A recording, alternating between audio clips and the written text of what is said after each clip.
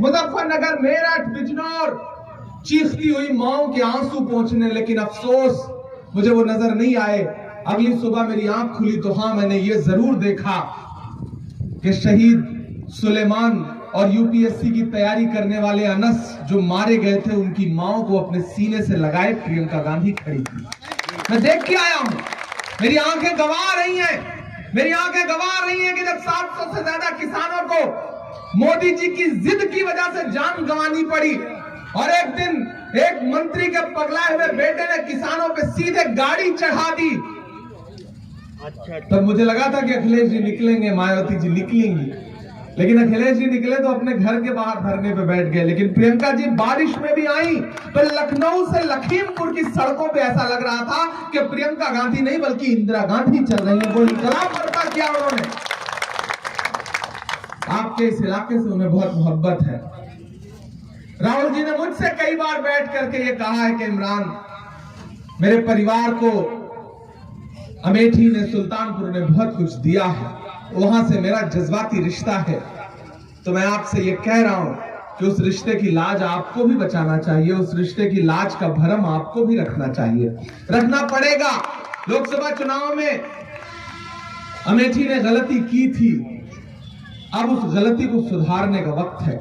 फिरोज साहब को बहुत ढूंढ करके, बहुत खोज करके, बड़े सर्वे के बाद कांग्रेस पार्टी ने यहां से प्रत्याशी बनाया है।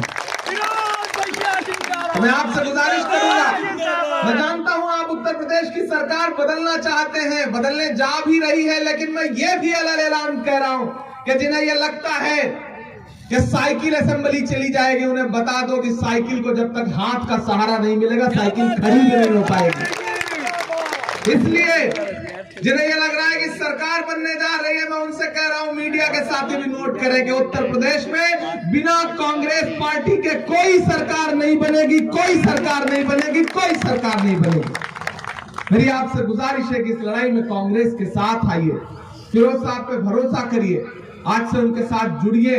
मैं भी आपका अपना हूं, आपका बेटा हूं।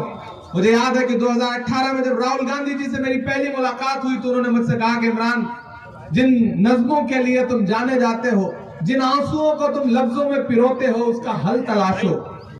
भाजपा क्या चाहती है कि जो संविधान डॉक्टर बाबा साहब भीमराव अंबेडकर ने हमें दिया है, जो संविधान हमें ताकत देता है कि अंबानी के वोट की जितनी अहमियत है उतना ही वरुण के भी वोट की अहमियत है, जितना अडानी के वोट की अहमियत है उतना ही इमरान प्रतापगढ़ी के भी वोट की अहमियत है। वो ताकत कौन देता है? संविधान देता है। लेकिन भाजपा क्या चाहती है कि वो संविधान कमजोर हो जाए। और संविधान कैसे कमजोर होगा?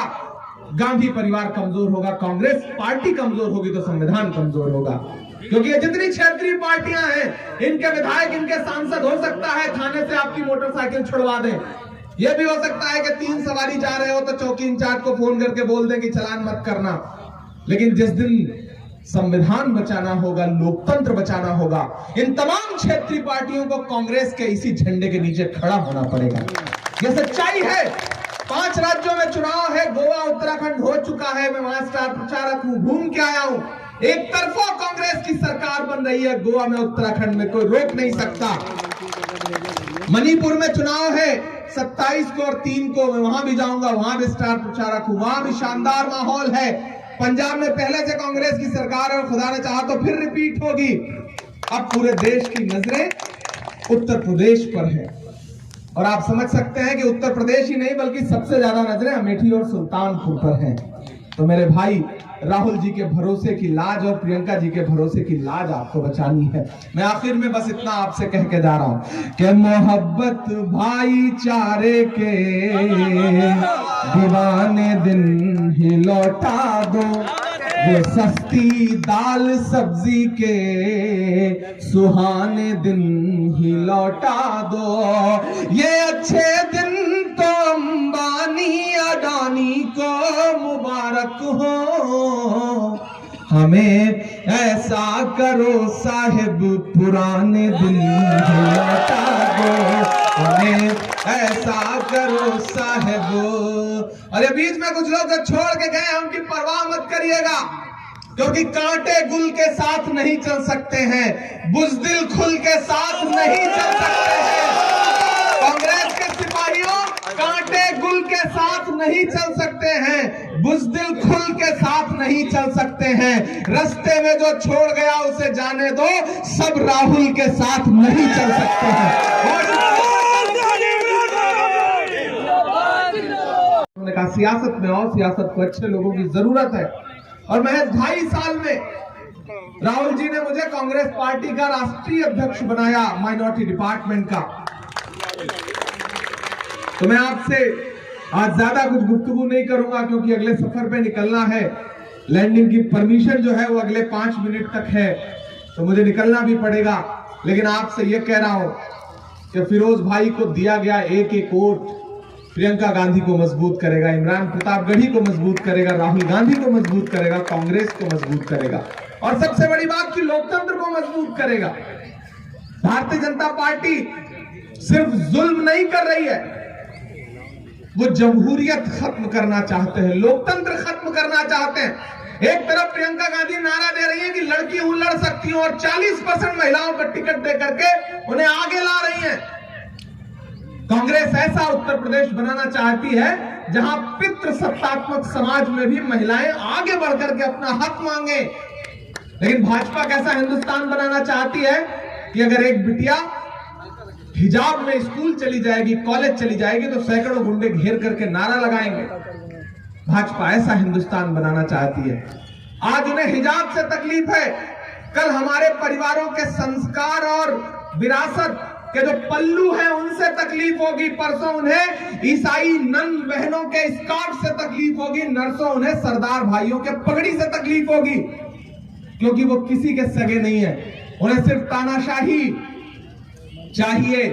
राहुल जी पोलिंग बूथ पर जाएंगे तो ये सोच के जाइएगा कि आपकी दबाई गई बटन से ये तय होना है कि लखनऊ की गद्दी पर गांधी को मानने वाले बैठेंगे या गोडसे को मानने वाले बैठेंगे। सुल्तानपुर वालों, गांधी परिवार आपसे बहुत प्यार करता है। मुझसे प्रियंका जी ने विशेष रूप से कहा कि आप सुल्तानपुर जाइए और फिरोज साहब के लिए अपील करके आइए, उनके लिए दामन फैला के आइए, उनके लिए गुजारिश करके आइए।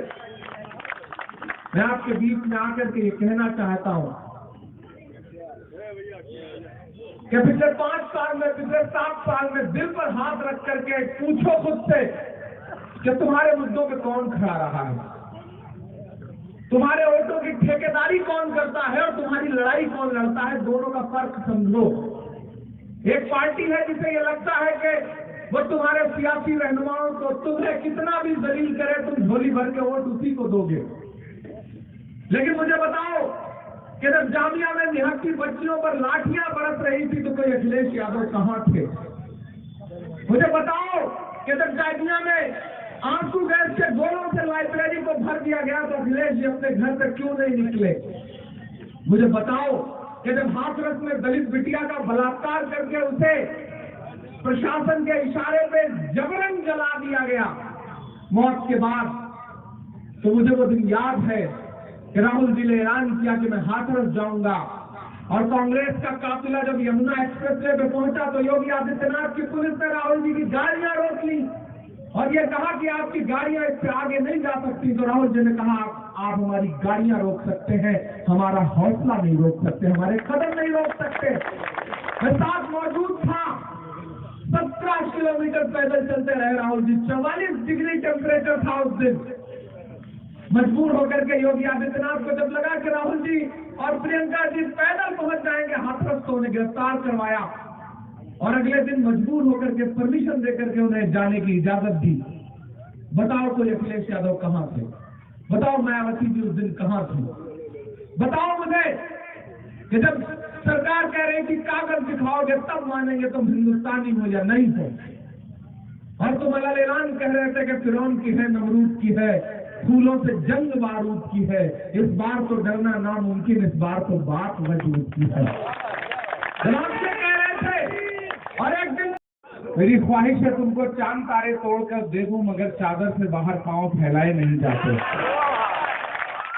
मैं देर से आया हूं, उसके लिए माफी चाहता हूं। आप 2:30 बजे से 3 बजे से इंतजार कर रहे हैं, क्योंकि अगली सभा के लिए निकलना है। अभी 2 सभाएं और लगी हुई हैं, मैं 3 सभा करके आ रहा हूं। मैं आपसे बस 2-3 बातें करने आया हूं। एक तो आपके अपना हूं, आपके घर का हूं, आपके पड़ोस का हूं, आपका बेटा हूं, आप सुल्तानपुर में प्रतापगढ़ कोई ज्यादा दूर नहीं है। 2-3 बातें आपसे कहनी है कि आने वाले 27 को आपको जा करके मतदान